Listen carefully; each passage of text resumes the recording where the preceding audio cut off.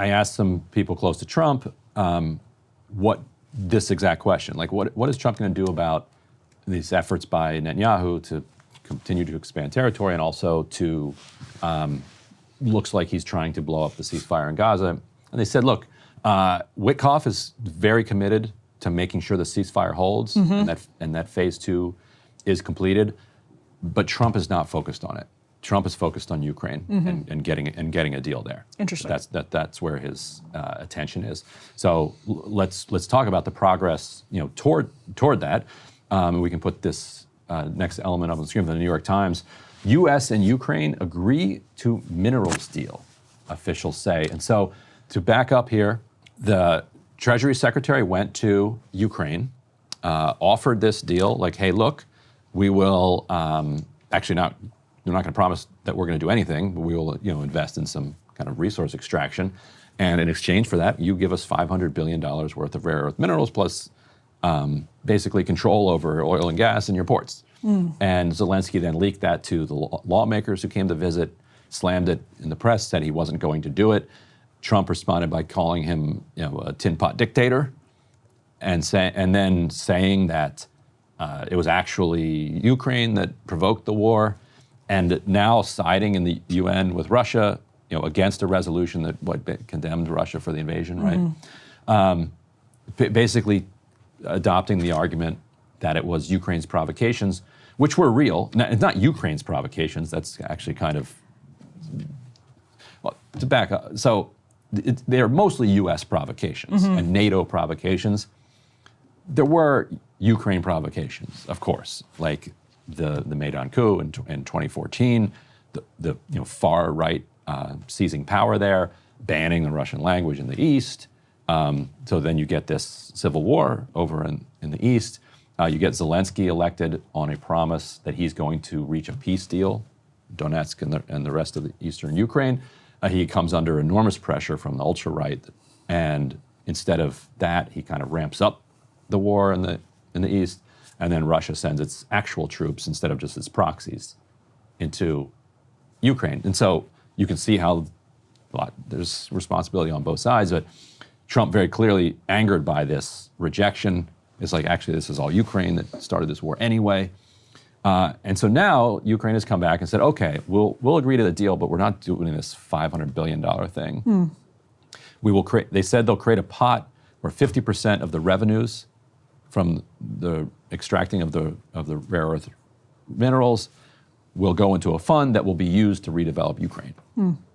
But then we get all the rare earths. So that's the deal. What do you think? Well, I think it's actually pretty significant if it holds, which it may or may not, because there's still a lot of moving parts, but if it holds, I think it's a pretty significant notch in the Trump foreign policy wins column, just because there was mass hysteria. First, it was kicked off with the J.D. Vance speech in Munich, but then Trump's various provocations towards Zelensky over the course of the last week, which he said, even, like, I had Victor Davis Hanson on my show yesterday, and he was saying, or today, and he was saying, like, some of the stuff is actually crazy. Like, some of what Trump is saying it's wrong, and it's counterintuitive to what he's actually said himself about Putin starting the war. Yeah. Like, Putin did invade. Which is why it's very obviously hardball. It's very obviously part of his... Trump's whole argument is that Putin wouldn't have done it if Trump was there. Exactly. So it implicit in that isn't Putin did it. Right, yeah, exactly. So that's where, like, some of this hysteria, I feel like, from the media and European leaders has not been... it was just, it lacks all of this context about how Donald Trump negotiates, which is that even some people in, like, America First MAGA world were concerned that he was talking so tough about Putin after he won the election. And they're like, oh, great, Trump's been overcome by the neocons. And we should know by now that this is literally just how Donald Trump negotiates. Over and over again, he does the same thing. His position on Ukraine is actually one of the most interesting, which is that he would say all kinds of nice things about Vladimir Putin in 2016, 2017, 2018, whatever, and then he was the one who was arming Ukraine more than Obama. And so it's clearly what he does publicly, what he says in his conversations with other world leaders, is always like, you can't connect it to the policy decisions that he's making or may make, because he's just doing this psychological, it's his psychological attempt at manipulating other world leaders into getting deals. He acts like he's in the middle of a business transaction. He's trying to get the property rights to someplace he wants to build up in Manhattan. Like, he's just trying to flatter people, or he's trying to piss people off to bring them to the table. And in this case, it seems to have actually worked. It seems as though Zelensky and people who are pro-Ukraine, who are saying Donald Trump is so awful, have actually come to the table to him and saying the United States is backsliding into authoritarianism by siding with Putin. It's like, okay, you just cut a deal with it. Like, obviously, his leverage, his attempt to create leverage here, was successful. So that, all of that is to say, like, the last couple of weeks of coverage of Donald Trump's negotiations in Ukraine, I think, got the situation woefully wrong. And this is just proof that he was negotiating. But I think it was clear all along that he was negotiating. Well, so let's hear it from Trump himself, who is asked, what does Ukraine get out of this? Let's roll this. What does Ukraine get in return, Mr. President? $350 billion and lots of equipment, and military equipment, and the right to fight on, and originally the right to fight. Look, Ukraine, I will say, they're very brave and they're good soldiers, but without the United States and its money and its military equipment, this war would have been over in a very short period of time. Meanwhile, related to this, by the way, did you see the news that Congo, which is facing this massive insurgency, Rwanda-backed insurgency, reached out to the U.S. and said, "You like rare earths? We have tons. We'll give them to you if you will sanction Rwanda for supporting the M23 insurgents here." Like, taking us from the global police to the global mercenary. Mercenaries, yes. And by the way, a fairly brilliant approach to negotiating with Donald Trump. Yeah. Like, that's, we were just talking about the gold cards. Over there, yeah, it's just like, it's transactional, naked, mercenary, in this sense, literally mercenary, but he's sort of like figuratively mercenary in many other senses. So Trump is not the only one capable of doing successful Trump negotiations. So we'll see how that goes. And so Steve Bannon was asked about Trump's minerals deal by our old friend Michael Tracy at CPAC. Let's roll Bannon. My advice is walk the fuck away. I want to walk away so hard, I'm even prepared to say, okay, maybe we don't even investigate, which I think we have to. But we have to walk away. I don't want their minerals, okay? There's enough minerals in the rest of the world. What's the reasoning behind this proposal, then? Like, why? I think President Trump looks at Iraq and looks at other places in Afghanistan. And I think as a deal guy, he's sitting there going, look, remember, in Iraq and Afghanistan, They didn't take the oil. the net present already didn't take the minerals in Afghanistan. The net present value of our expedition there was $9 trillion.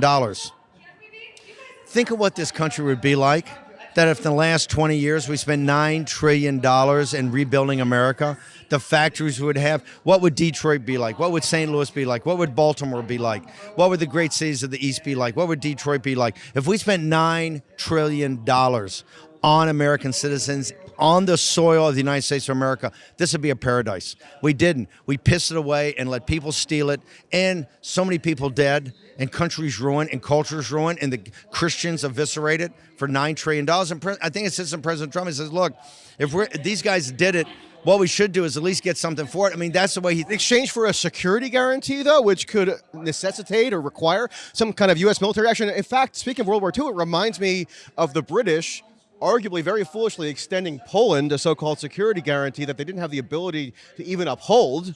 And then World War II gets declared once Hitler goes into Poland. Now, that's a very extreme scenario, but a security guarantee, I mean, those don't have a great record throughout history. No, very few people understand that. The reason that World War II, which had been building in the same kind of way this is, triggered in September 1939 is because the Germans knew it, and the Germans also knew that the French and the British couldn't stand up to it, and that would give them every pretext to roll across Western Europe.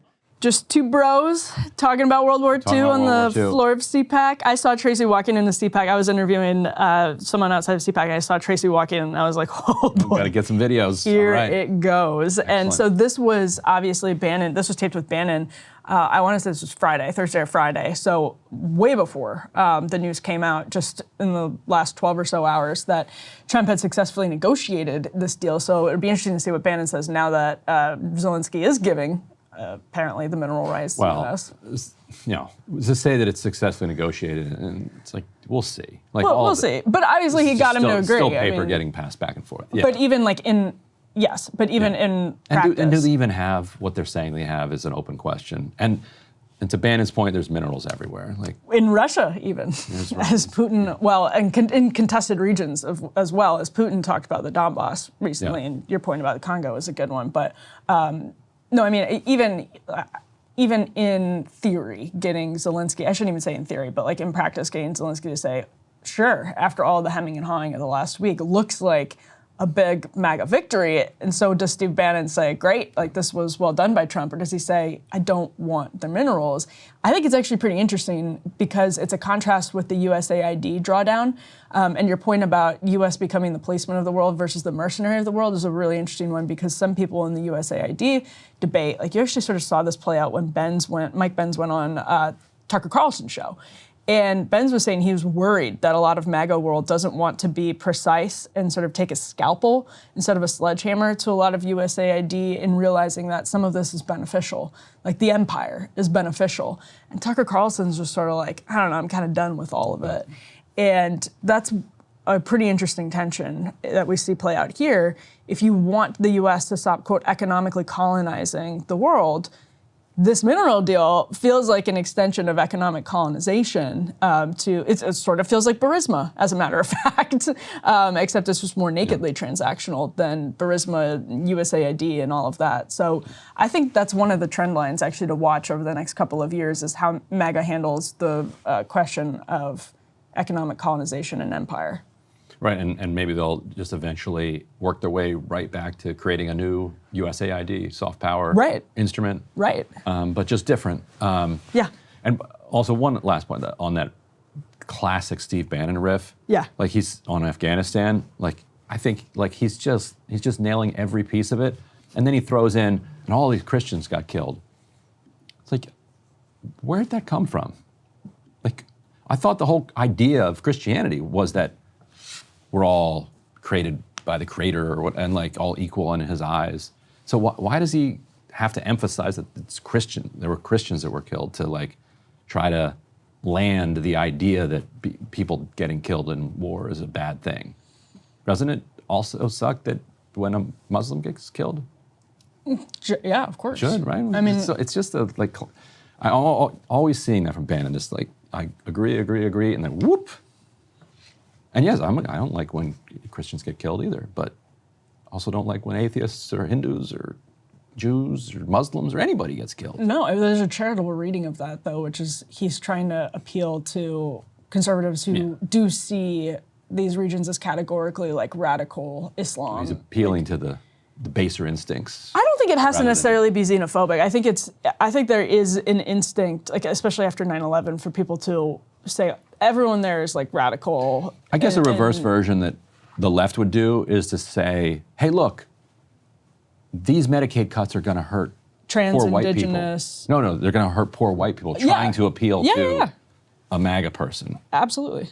Yeah. I mean, rather than making a more universal argument. Right. But I think the left also does it in its own way. Because when they're appealing to the left, Yeah, but I don't think it necessarily has to be xenophobic so much as it's just, it could be, but I also think it could be like there are a lot of people who don't. I actually think a lot of people, like for example in the West Bank, genuinely don't understand how significant those ancient Christian communities are. So yeah, I mean, where's Jesus from? Hey, if you liked that video, don't forget to hit the like button and subscribe to Breaking Points. If you want to see the rest of Counterpoints, go to breakingpoints.com to become a premium member and get the full uncut show every morning in your inbox and on Spotify.